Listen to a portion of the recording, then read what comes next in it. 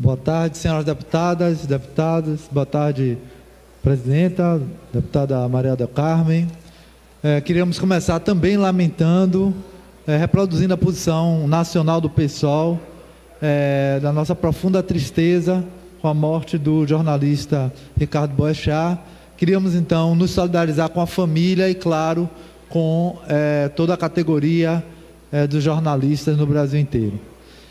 Bom, ocupar essa tribuna aqui, senhora presidenta, para tratar de uma questão que todo dia está nos telejornais, aliás, de forma direta ou indireta, sendo abordado pela grande imprensa nesse país com uma cantilena que realmente não para. Se o dia está quente, é culpa da ausência da reforma da Previdência. Se o dia está muito frio, o problema é a reforma da Previdência.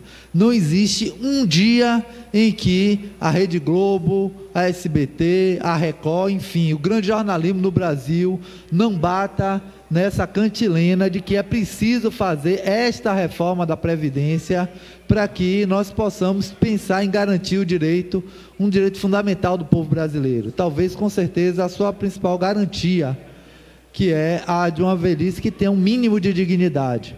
Então, queremos dizer que ninguém é contra se discutir, se rever a situação da Previdência no nosso país. Aliás, como disse, é talvez o maior patrimônio do povo brasileiro, o povo brasileiro que tem tantos direitos negados, tem na sua seguridade social, com certeza, algo fundamental na sua vida. Do ponto de vista individual e do ponto de vista coletivo também, se nós pensarmos na totalidade da sociedade brasileira. No entanto, o que nós percebemos é que a intenção dessa reforma é fundamentalmente da retirada de direitos, e ela parte de pressupostos que são absolutamente questionáveis. O primeiro foi completamente desmoralizado pela CPI da Previdência Pública, que foi conduzida com muita maestria pelo senador Paulo Paim, que mostrou com dados como a Seguridade Social do nosso país, na verdade, não é deficitária, a Seguridade, ela é superavitária. O problema é que quando se discute a Previdência, o primeiro erro metodológico, e não por inocência, se retira a Previdência e se isola como se fosse aquela história da caixa d'água, do que entra na caixa d'água e o que deve sair, se retirando a Previdência Pública do tripé da qual ela faz parte da Seguridade Social, que é saúde, assistência social e Previdência Pública. Olhado por essa perspectiva, nós temos um conjunto de fontes que devem sustentar a Previdência do nosso país e que são desconsideradas hoje pelos grupos dominantes para repetir essa cantilena, como eu falei aqui. A segunda questão é que se desconsidera a chamada DRU, a desvinculação das receitas da União. Ora, a desvinculação, que se desvincula, que é 30%, das receitas da Previdência, é praticamente o que se chama de rombo da Previdência.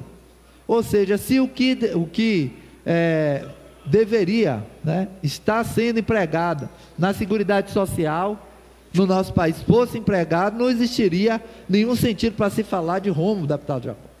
Essa é que é a realidade. E, por fim, não se fala dos grandes devedores. Onde é que está a Rede Globo?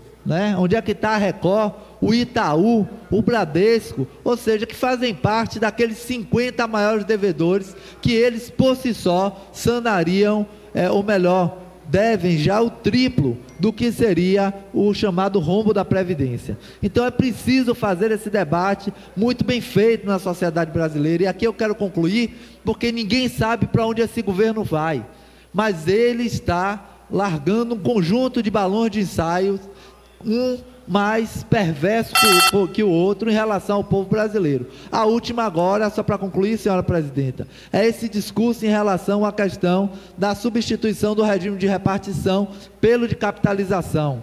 Se individualiza a situação, não se enxerga o povo brasileiro como povo. Então, se alguém, por exemplo, um trabalhador brasileiro, começar a sua jornada de trabalho, tiver uma jornada de trabalho de daqui para amanhã, como aconteceu com o jornalista Ricardo Boechat, sofreu um acidente e morrer, a sua família, pelo regime de capitalização, estaria completamente abandonada, porque ele não teria arrecadado nada.